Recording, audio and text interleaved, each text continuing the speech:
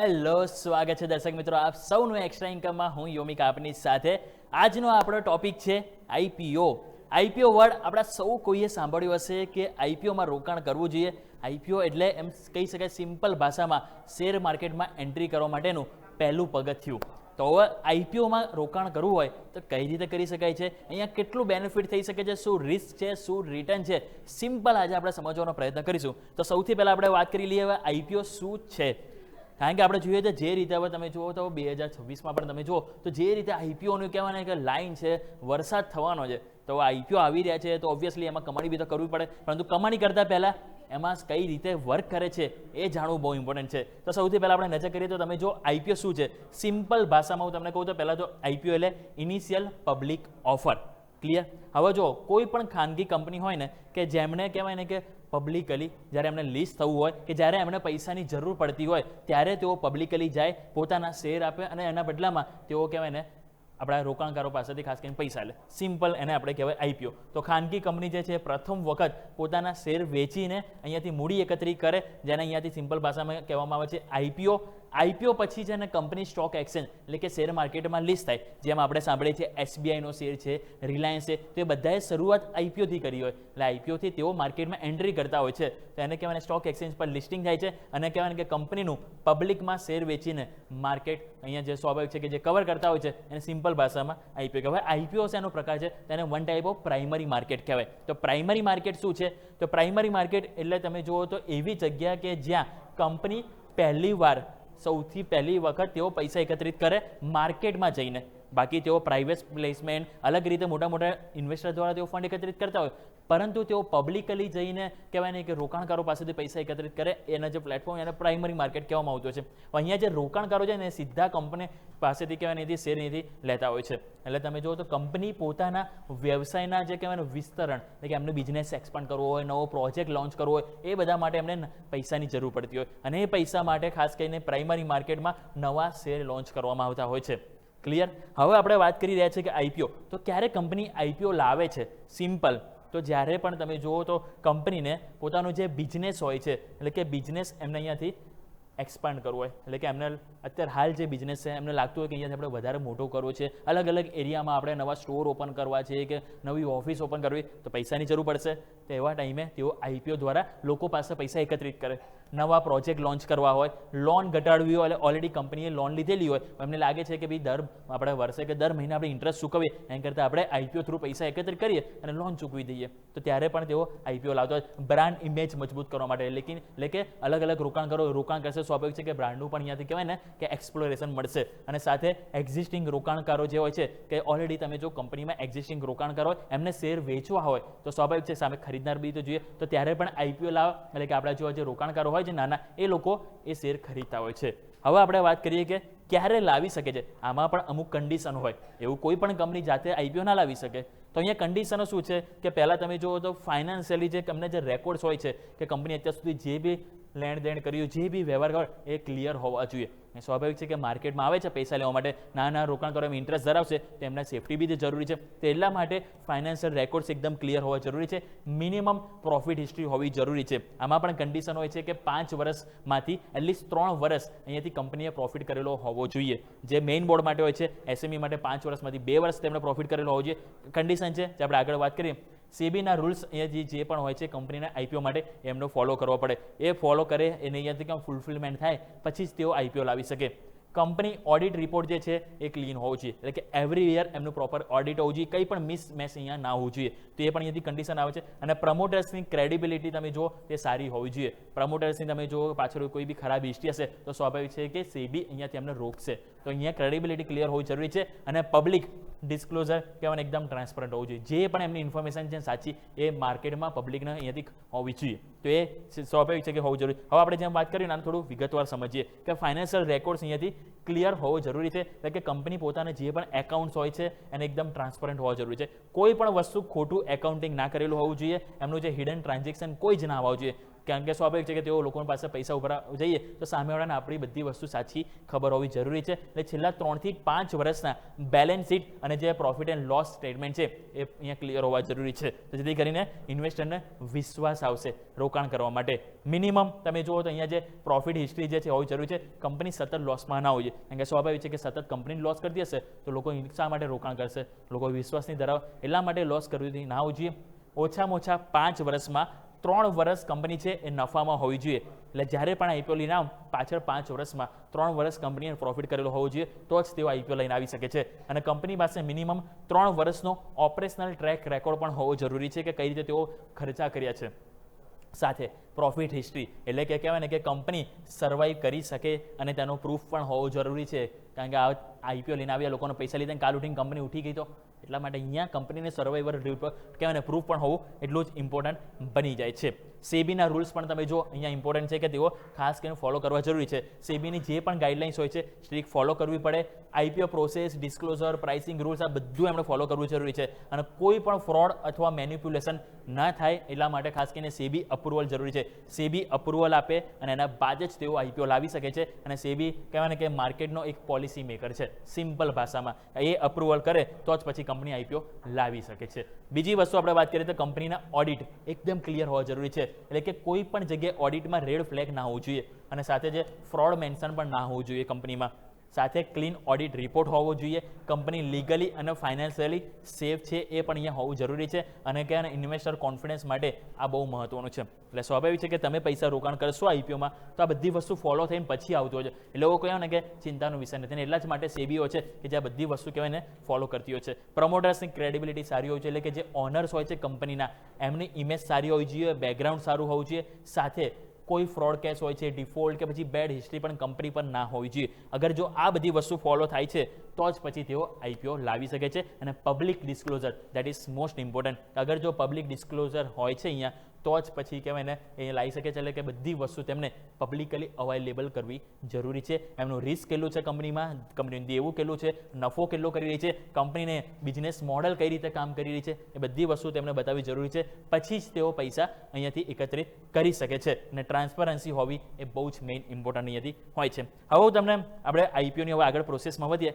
આઈપીઓમાં જે રોકાણ કરો તમે જાઓ ને તો પહેલાં અમુક ઇમ્પોર્ટન્ટ વર્ડ છે એવું તમને જણાવી દઉં કયા ઇમ્પોર્ટન્ટ વર્ડ છે કે જે તમારે જાણવા બહુ જ ઇમ્પોર્ટન્ટ છે. સૌથી પહેલાં તો ઇસ્યુ પ્રાઇસ. ઇસ્યુ પ્રાઇસ આઈપીઓમાં એટલે શું? તો સિમ્પલ ભાષામાં કે આઈપીઓમાં કંપની જે ભાવે પોતાના શેર વેચે છે એને કહેવાય ઇસ્યુ પ્રાઇસ. હવે ઇસ્યુ પ્રાઇસમાં પણ છે ને પ્રાઇસ બેન્ડ હોય છે, એટલે કે 2 પ્રાઇસ હોય. આમાં પ્રાઇસમાં તમે માની લો કે આઈપીઓ નક્કી કરેલી જે પ્રાઇસ રેન્જ હોય છે 180 થી 195 રૂપિયા. તો આ 195 રૂપિયા જે હોય ને એને કહેવાય કટ ઓફ પ્રાઇસ.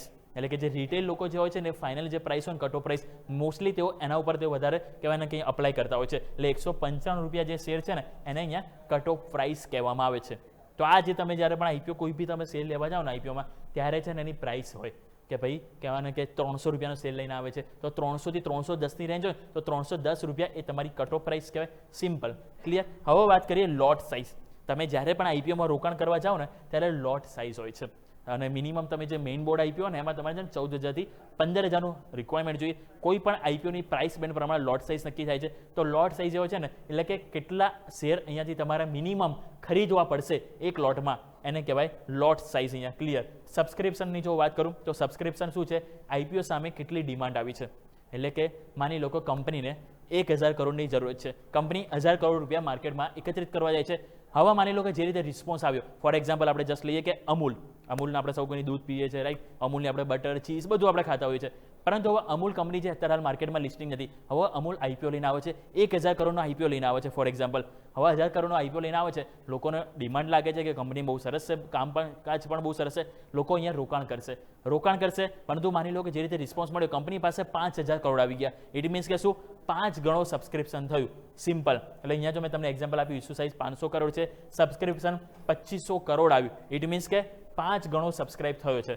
તો આને કહેવાય સિમ્પલ ભાષામાં સબસ્ક્રિપ્શન કેટલું આવ્યું જે આઈપીઓમાં આપણને ખબર પડે. નેક્સ્ટ ટર્મિનોલોજી તમારે જાણવી જરૂરી છે, એ તમારે અહીંયા ઇમ્પોર્ટન્ટ આવશે ઓવર સબસ્ક્રિપ્શન. ઓવર સબસ્ક્રિપ્શન એટલે કે જ્યારે પણ આઈપીઓમાં તમે જે પણ શેર હોય, જે આપણે એમાં એક્ઝામ્પલ લીધું, 500 કરોડની ઇસ્યુ સાઇઝ કંપની માર્કેટમાં લેવા આવે છે, લોકોએ જે રીતે આઈપીઓ ભર્યો, કંપની પાસે આવ્યા 2500 કરોડ, તો એ આઈપીઓને ઓવર સબસ્ક્રાઇબ થયો કહેવાય. એટલે એમાં પણ છે ને ભાઈ લોટરી જેવું લાગે, એવું તમને આગળ સમજાવું કઈ રીતે. તો અહીંયા આને ઓવર સબસ્ક્રિપ્શન કહે. હવે આમાં અંડર સબસ્ક્રિપ્શન પણ હોય છે. માની લો કે કંપની 500 કરોડ એકત્રિત કરવા આવે છે, પરંતુ લોકોને એટલો ઇન્ટરેસ્ટ ના પણ આવે, કંપની વિશે લાગે છે કે ના બી આમાં રિસ્ક છે થોડું, આમાં એટલો આપણને પૈસા ના પણ બને, તો એવા ટાઈમે માની લો કે પૂરતી અરજીઓ ના આવે, તો એવા કેસમાં શું થાય, 500 કરોડ કંપનીને જોઈએ છે, પરંતુ કંપની પાસે આવે છે 400 કરોડ, તો એને કહેવાય ઓવર સબસ્ક્રિપ્શન, મીન્સ કે અંડર સબસ્ક્રિપ્શન કહેવાય, કારણ કે એ અહીંયા આવ્યો નથી. સિમ્પલ. નેક્સ્ટ જો વાત કરીએ તો અહીંયા આપણે ઇમ્પોર્ટન્ટ જાણવું જરૂરી છે, તો એ છે, તમે નજર કરો તો નેક્સ્ટ આપણે કાઉન્ટર વાત કરીએ તો એ તમે લોટ સાઇઝ, કે જેમ આપણે પહેલાં પણ વાત કરી, એક શેર લોટમાં મિનિમમ તમારે કેટલા શેર રોકાણ કરવા, એને કહેવાય લોટ સાઇઝ. નેક્સ્ટ કાઉન્ટર એપ્લિકેશન, એટલે કે આઈપીઓમાં શેર્સ ખરીદવા માટે જે કરાયેલી જે અરજી હોય ને, એને અહીંયા કહેવાય. આપણે સૌ કોઈ તમે સાંભળ્યું હશે આઈપીઓમાં રોકાણ કરતા કે ભાઈ મેં 2 એપ્લિકેશન ભરી, મેં 3 એપ્લિકેશન ભરી. ઇટ મીન્સ કે તેઓ અહીંયા એપ્લિકેશન એટલે એક લોટની વાત કરે છે કે 1 લોટ ખરીદ્યો, 2 લોટ ખરીદ્યા, 3 એપ્લિકેશન અલગ અલગ ભરી, એને અહીં કહેવાય એપ્લિકેશન. એલોટમેન્ટ, આ બહુ ઇમ્પોર્ટન્ટ છે. આઈપીઓમાં રોકાણ કરતા એટલે આપણે સૌ કોઈને છે ને આઈપીઓ ભરી તો દઈએ, પરંતુ પછી આપણે શું વાત કરતા હોઈએ કે ભાઈ તને એલોટમેન્ટ મળ્યું કે નહીં, રાઈટ. અને એલોટમેન્ટ વર્ડ શું હોય છે, સિમ્પલ ભાષામાં કહું તો તમે અરજી કરી, જેમ આપણે એક્ઝામ્પલ વાત કરી, 500 કરોડ કંપની જરૂર છે, કંપની પાસે આવ્યા 2500 કરોડ, ઇટ મીન્સ કે 5 ગણી એપ્લિકેશન ભરાઈ છે, તો આમાં થશે શું, 5એ 1 જણના આઈપીઓ લાગશે. ક્લિયર. તો 5એ 1 જણે લાગે, ઇટ મીન્સ કે 4ને છે ને પૈસા પાછા મળશે, અને એકને અહીંયા જે આઈપીઓ લાગશે એને કહેવાય એલોટમેન્ટમાં. આપણને આઈડિયા આવે કે ભાઈ આપણું નસીબ જાગ્યું કે પછી હજી ફરીથી બેટર લક, નેક્સ્ટ ટાઈમ આપણે કરવું પડશે, એને સિમ્પલ ભાષામાં કહેવાય. નેક્સ્ટ વાત કરીએ તો આસ્પા. આ બહુ ઇમ્પોર્ટન્ટ વર્ડ છે, કારણ કે તમે જો એપ્લિકેશન સપોર્ટેડ બાય બ્લોક્ડ અમાઉન્ટ, એટલે કે આઈપીઓ માટે તમે અરજી કરો ત્યારે તમારા એકાઉન્ટમાં જે બ્લોક થાય છે જે રકમ, એ આસ્પા દ્વારા અહીંથી થતી હોય છે. અને એમાં કહેવાય ને કે કમ્પેરેટિવલી યુપીઆઈ બધા કરતાં થોડું બેટર ઓપ્શન હોય છે. યુપીઆઈમાં તમારું શું હોય છે કે તમે પાસવર્ડ ખોટો નાખ્યો, તેમાં તમારે કહેવાય ને થોડા ચાન્સીસ રહે કે રિજેક્ટ થઈ શકે છે. અહીંયા તમારે શું આસપા ઓટોમેટિક તમારા બેંકમાંથી પૈસા કટ થઈ જશે. તો આ એક સપોર્ટ સિસ્ટમ આપણને જોવા મળતું હોય. બીજી વસ્તુ, યુપીઆઈ મેન્ડેટ. અગર માની લો તમે આઈપીઓ ભરો છો, તમે પૈસા યુપીઆઈ દ્વારા ભરો છો, તમે રિપીટ કરું છું, અગર તમે આઈપીઓ ભરો છો, તમે બેંક દ્વારા ભરો છો, તો એમાં આસ્પા આવી જશે. અગર તમે માની લો કે યુપીઆઈ દ્વારા પૈસા ભરો છો, તો યુપીઆઈ મેન્ડેટ આવશે. એટલે કે તમારે જે પણ UPI mandate, Google Pay, PhonePe પે, પેટીએમ, ભીમ યુપીઆઈ તમે જે પણ યુઝ કરશો, તેમાં તમને નોટિફિકેશન આવશે. નોટિફિકેશનમાં તમારે આઈપીઓ ભર્યા બાદ ત્યાં તમારે જે બી પાસવર્ડ હોય નાખીને તમારે એને ઓકે, એટલે કે કહેવાય ને કે એક્સેપ્ટ કરવાનું રહેશે. પછી તમારા પૈસા બ્લોક થશે, તો એને કહેવાય યુપીઆઈ મેન્ડેટ. ક્લિયર દર્શક મિત્રો? તો આપણે જે મેઇન ટર્મિનોલોજી હતા કે જેને જાણવા જરૂરી હતા, એને આપણે સમજીએ. ક્વિકલી એક નાનકડો વિરામ લઈ લઈએ, અને વિરામ બાદ આઈપીઓની જે મેઇન પ્રોસેસ શું છે, કેટલા દિવસ માટે તમારે રોકાણ કરવું પડે અને કઈ રીતે ફાયદો થાય છે, એની ઉપર આપણે વાત કરીએ એક બ્રેક બાદ.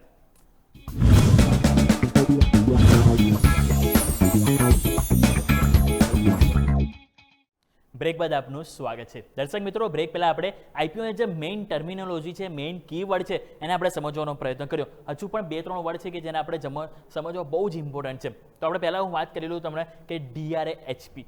તમે જો તો આપણને જ્યારે પણ આઈપીઓ લઈને આવે ને કંપની, તો કંપનીને ડીઆરએચપીઓ છે એ સેબીમાં મૂકવું પડે છે. તો ડીઆરએચપી એટલે સિમ્પલ કહીએ તો ડ્રાફ્ટ રેડ હેરિંગ પ્રોસ્પેક્ટસ, જેમાં એમ કહી દઉં કે કંપનીની ઓવરઓલ કુંડળી હોય છે. કંપની અત્યાર સુધી શું ફાઇનાન્શિયલી, ઓડિટરી, જે પણ હિસ્ટ્રી હોય કંપનીની, પાસ્ટની હિસ્ટ્રી, બધું અહીંયા હોય છે ડ્રાફ્ટ ડીઆરએચપીમાં. એટલે કે આઈપીઓ કંપની દ્વારા જે પણ કહેવાય કંઈ લઈને આવે ને, એની પહેલાં વિગતવાર દસ્તાવેજ, જેમ આપણે ઘરનો દસ્તાવેજ હોય કે જેમાં ઘર વિશે બધી વસ્તુ લખી હોય, એ તો અહીંયા ડીઆરએચપીમાં કંપની વિશે બધી વસ્તુ લખેલી હોય. Next, valuation. કંપનીમાં અંદાજિત કિંમત, કંપનીની શું વેલ્યુએશન છે એ પણ આપણે સમજવું જરૂરી છે. ઇસ્યુ સાઇઝ પણ સમજવું જરૂરી છે કે કેટલા ઇસ્યુ સાઇઝ સાથે આવે છે. હવે અહીંયા નેક્સ્ટ, લોકિન પીરિયડ. લોકિન પીરિયડ એટલે તમે જો ચોક્કસ સમય સુધી શેર વેચી ન શકાય, તેને લોકિન પીરિયડ કહો. આ મોસ્ટલી કહેવાય ને આપણે રિટેલર માટે નથી હોતા, જે કહેવાય ને કે મેઇન કહેવાય કે અમુક ઇન્સ્ટિટ્યુશન ઇન્વેસ્ટર્સ બધા હોય, એ લોકો માટે લોકિન પીરિયડ હોય છે કે તેઓ આઈપીઓ લિસ્ટ થયા બાદ 3 મહિના સુધી, 6 મહિના સુધી તેઓ વેચી ના શકે. પરંતુ આપણા જે નોર્મલ જે ઇન્વેસ્ટર હોય છે રિટેલ, એ લોકો માટે કોઈ લોકિન પીરિયડ અહીંયા નથી હોતો. નેક્સ્ટ હું વાત કરવા માંગીશ તો એ છે ગ્રે માર્કેટ પ્રીમિયમ. આ બહુ ઇન્ટરેસ્ટિંગ ટોપિક છે દર્શકો, કારણ કે તમે જો ગ્રે માર્કેટ પ્રીમિયમ, જ્યારે પણ કોઈ આઈપીઓ આવે એટલે આપણે સૌથી પહેલાં શું જોઈએ, આઈપીઓનું ગ્રે માર્કેટ પ્રીમિયમ કેટલું 50%, 60% જ આપણે સૌ કહીએ યાર આ તો આઈપીઓ સારો છે, ભરવો જોઈએ. અને જ્યારે ગ્રે માર્કેટ પ્રીમિયમ 2 કે 3% હોય તેમ થાય કે યાર આ તો કહેવાય ને કે પૈસા નહીં મળે. તો ગ્રે માર્કેટ પ્રીમિયમ બહુ જોતા હોય છે. એટલે કે લિસ્ટિંગ પહેલાં ગ્રે માર્કેટ પ્રીમિયમથી આપણને થોડો અંદાજ આવે કે શેર્સનો ભાવ કેટલાની આજુબાજુ આપણને બેનિફિટ થઈ શકે છે. તો એક અંદાજિત વેલ્યુ છે. પરંતુ ગ્રે માર્કેટ પ્રીમિયમ ઉપર કહેવાય ને લિસ્ટિંગ થાય એ જરૂરી નથી. એનાથી ઉપર પણ થતું હોય છે, એનાથી નીચે પણ થતું હોય છે. એટલે સ્વાભાવિક છે કે ગ્રે માર્કેટ પ્રીમિયમ જસ્ટ તમને ઇન્ડિકેટર છે. તમે કહેવાય ને કે ટોટલી ફોલો આપણે ના કરવું જોઈએ. એક્ઝામ્પલ જો તમને કહું, ₹100 કંપની આઈપીઓ પ્રાઇસ લઈને આવે છે, ગ્રે માર્કેટ પ્રીમિયમ તમને ₹40 બતાવો. ઇટ મીન્સ કે તમને ચાન્સીસ છે કે 40% આજુબાજુ પ્રોફિટ થઈ શકે છે. અને ગ્રે માર્કેટ કોઈ ઓફિશિયલ ઇન્ડિકેટર નથી. એટલે સ્વાભાવિક છે કે એને જોઈને તમે પ્રોફિટ માનતા હોય કે મને થશે જ, તે પણ જરૂરી નથી અહીં આવતું. તો દર્શક મિત્રો, આ આપણે વાત કરી મેઇન ટર્મિનોલોજી, કે જેમાં બીજું મારે વાત કરવી છે લિસ્ટિંગ. કારણ કે જ્યારે પણ આઈપીઓ તમે આવે, તમે અપ્લાય કરો છો, પછી શું આવે એલોટમેન્ટ, એમાં આપણને ખબર પડે. અને પછી આવે કે તમને આઈપીઓ લાગ્યો, તેને માર્કેટ એટલે કે secondary market, stock market, exchange ઉપર લિસ્ટ થાય શેરનું, એને કહેવાય લિસ્ટિંગ. નેક્સ્ટ વાત કરીશ તો ફ્રેશ ઇસ્યુ. ફ્રેશ ઇસ્યુ પણ વડ આવે જ્યારે પણ આઈપીઓ ને ત્યારે 2 રીતના આઈપીઓ હોય છે. એક હોય છે ફ્રેશ ઇસ્યુ અને બીજું આવે છે ઓએફએસ. ફ્રેશ ઇસ્યુ એટલે કે કંપની જે પણ ફંડ એકત્રિત કરશે ને આઈપીઓ, બધા પૈસા તેઓ પોતાના બિઝનેસ માટે યુઝ કરશે, તો એને કહેવાય ફ્રેશ ઇસ્યુ, સિમ્પલ. અને તમે જો તો માર્કેટ કેપિટલાઇઝેશન એટલે કે કંપનીના કુલ શેર્સની માર્કેટ કેપિટલ, એટલે કે જેટલા પણ એમના આઉટસ્ટેન્ડિંગ શેર્સ છે ભારતીય માર્કેટમાં, એની જે વેલ્યુ હોય એને કહેવાય કંપનીની માર્કેટ કેપિટલ. હવે નેક્સ્ટ આપણે વાત કરીએ આઈપીઓનો ટાઈમ પીરિયડ. સિમ્પલ. તમે જો સબસ્ક્રાઇબ કરવા જાઓ તો 3 થી 5 દિવસનો આપણને આઈપીઓનો ટાઈમ પીરિયડ જોવા મળતો હોય છે. પછી 2 થી 3 દિવસમાં એલોટમેન્ટ થતું હોય છે. આપણે એક વખત ઇમેજ બતાવીએ ડાયરેક્ટ દર્શકોને, તો તમે જુઓ તો આઈપીઓ પ્રોસેસની જે ઇમેજ છે ને એ આપણે ખાસ કરીને પહેલાં આપણે સમજીએ કે કઈ રીતે આપણે અહીંથી કામ કરતું હોય છે. તો સૌથી પહેલાં હું તમને ઇમેજ એ બતાવી દઉં. ટોટલ તમે આઈપીઓ અપ્લાય કરવા જાઓ તો નજર કરો, એક સિમ્પલ ક્રિએટિવ કહેવાય ને તમારા માટે અમે બનાવ્યું છે. સિમ્પલ ભાષામાં હું તમને સમજાવું કે તમારા પૈસા આઈપીઓમાં કેટલા દિવસ માટે બ્લોક થશે અને તમને કહેવાય ને કઈ રીતે ક્યાં તમારા પૈસા બ્લોક થશે, અનબ્લોક થશે. આઈપીઓ ઓપન થયો, આઈપીઓ તમારે છે ને જનરલી 3 થી 5 દિવસ માટે ઓપન રહેતો હોય છે. મોસ્ટલી 3 દિવસ જ હોય છે. આઈપીઓ એલોટમેન્ટ એટલે તમે આઈપીઓ, ફોર એક્ઝામ્પલ હું મારું એક્ઝામ્પલ આપું, ચલો કે હું આઈપીઓમાં રોકાણ કરું છું, ₹15,000 કંપનીના આઈપીઓ પૈસા હું આઈપીઓ અપ્લાય કરીશ. 3 દિવસ પત્યા પછી એના નેક્સ્ટ વિથિન 2 થી 3 દિવસમાં એલોટમેન્ટ આવશે. 500 કરોડના આઈપીઓ છે, આવ્યો 2500 કરોડ કંપની પાસે, મતલબ કે શું 5 એક જણને આઈપીઓ લાગશે. તો અહીંયા એલોટમેન્ટમાં ખબર પડશે કે 5માંથી 1 એ લકી પર્સન હું છું કે નહીં. અગર જો અહીંયા હું લકી પર્સન નહીં હોઉં તો બીજા દિવસે એટલે વિથિન 1 થી 2 દિવસમાં એ પૈસા જે છે મારા બેંકમાં રિફંડ થઈ જશે. ઓલરેડી તમારા બેંકમાં જોઈએ પરંતુ બ્લોક થયેલા હોય છે, તો એને તમને વાપરી શકશો 1-2 દિવસ પછી. અને પછી જેને માની લો કે લકી પર્સન હોય કે જેને આઈપીઓ લાગ્યો છે, તો એમાં તમારે છે ને નેક્સ્ટ 1 થી 2 દિવસમાં તમારા જે પૈસા છે ને જે બ્લોક થયા એ કટ થઈ જશે બેંકમાંથી અને સીધા જશે કંપની પાસે. અને એના બદલામાં તમારે શું થશે, એ જે પૈસાના બદલામાં તમને જે શેર હશે તમારા ડીમેટ એકાઉન્ટમાં મળશે. એટલે ડીમેટ એકાઉન્ટમાં મળશે અને એના 1 થી 2 દિવસની અંદર એ તમારું આઈપીઓ લિસ્ટ થશે. એટલે ₹100 વાળો પ્રાઇસ છે, અગર માની લો કે ₹40 ઉપર થયો એટલે કે ₹140, તો તમને કેટલા 40% બેનિફિટ થયો. 10% ઉપર ઓપન થયો તો તમને 10% બેનિફિટ થયો. ડિસ્કાઉન્ટમાં થયો તો તમને એટલું નુકસાન થશે. સિમ્પલ કે લિસ્ટિંગ આપણને 1 થી 2 દિવસમાં થતું જોવા મળશે. એટલે ટોટલી જો તમે જુઓ ને તો આ જે પીરિયડો છે 8 થી 10 દિવસનો આ ટાઈમ લાગતો હોય છે આઈપીઓ ઓપન થયાથી લિસ્ટિંગ સુધી, કે જેની અંદર તમારા પૈસા કારણ તમારા બ્લોક રહેતા હોય. Simple, clear. તો આ આપણે વાત થઈ ગઈ આઈપીઓ પ્રોસેસ. હવે આપણે ખાસ કરીને વાત કરીએ કઈ કઈ ટાઈપના ઇન્વેસ્ટર હોય છે આઈપીઓમાં. એક તો આપણા જેવા આવી ગયા કે જે આવે રિટેલ ઇન્વેસ્ટર, કે જે નાના રોકાણકાર હોય છે જેને કહેવાય રિટેલ ઇન્વેસ્ટર. નેક્સ્ટ આવે HNI એટલે કે હાઈ નેટવર્થ ઇન્ડિવિજ્યુઅલ, કે જેમાં માટે મોટી ટિકિટ સાઇઝ હોય છે આઈપીઓમાં અપ્લાય કરવા માટે. એના પછી આવે ક્વોલિફાઈડ ઇન્સ્ટિટ્યુશનલ એટલે કે QIP. તો આમાં પણ કઈ રીતના હોય છે એ પણ આપણે વાત કરીએ. તો સૌથી પહેલાં તો હું તમને વાત કરવા માંગીશ રિટેલ ઇન્વેસ્ટર. આપણે વાત કરીએ તો રિટેલ ઇન્વેસ્ટરમાં તમે જો નજર કરો તો સામાન્ય રીતે કહેવાય ને કે વ્યક્તિ કે જે પોતાના નામે આઈપીઓમાં રોકાણ કરે છે. અને આમાં જે ટિકિટ સાઇઝ હોય છે મેક્સિમમ તમે છે ને 2 લાખ સુધીની અરજી કરી શકો છો. 14 કે 15,000, લેટ્સ સે કે આપણે 15,000નો આઈપીઓ કંપની લઈને આવે છે. હવે 15,000 છે, તમે 2 લાખ સુધી ભરી શકશો લોટ. એક લોટમાં 15,000 આવે છે. એટલે મારે માની લો કે હું મેક્સિમમ છે ને હું અહીંયા કેટલા તો 10 પ્રમાણે આપણે જાય તો ₹1.5 લાખ થઈ જાય અને 13 આઈપીઓ ભરીશ તો સ્વાભાવિક છે કે ₹1,95,000 મારા રોકાણ થશે અહીંયા. એટલે કે મેક્સિમમ હું ₹2 લાખ સુધી એઝ અ રિટેલ ઇન્વેસ્ટર આઈપીઓમાં રોકાણ કરી શકીશ. અને આઈપીઓમાં સૌથી મોટો જે ઇન્વેસ્ટર જે કેટેગરી હોય છે એ સ્વાભાવિક છે કે રિટેલ ઇન્વેસ્ટર હોય છે. પરંતુ સેકન્ડ આપણે શું વાત કરી HNI એટલે કે HNI હાઈ નેટવર્થ ઇન્ડિવિજ્યુઅલ. તો એ અહીંયા શું છે આપણે એક વખત એ પણ સમજીએ. તો જે હાઈ નેટવર્થ જે ઇન્ડિવિજ્યુઅલ છે ને, એટલે કે મોટી રકમથી આઈપીઓમાં રોકાણ કરવું જોઈએ. જેમ રિટેલની કેપેસિટી ક્યાં પતી જાય, 2 લાખે પતી જાય, ત્યાંથી શરૂઆત થઈ છે HNI, એટલે કે જે મોટી ટિકિટ સાઇઝવાળા હોય મિનિમમ 2 લાખ રૂપિયાનું અહીંયા રોકાણ કરવું પડે. એટલે કે અહીંયા જે મેક્સિમમ લિમિટ તમે જો હોય છે ને, તો એ સ્વાભાવિક છે કે અપર લિમિટ જે હોય છે એ નથી હોતી, કારણ કે એ 2 રીતની હોય છે. કઈ રીતે 2 રીતે?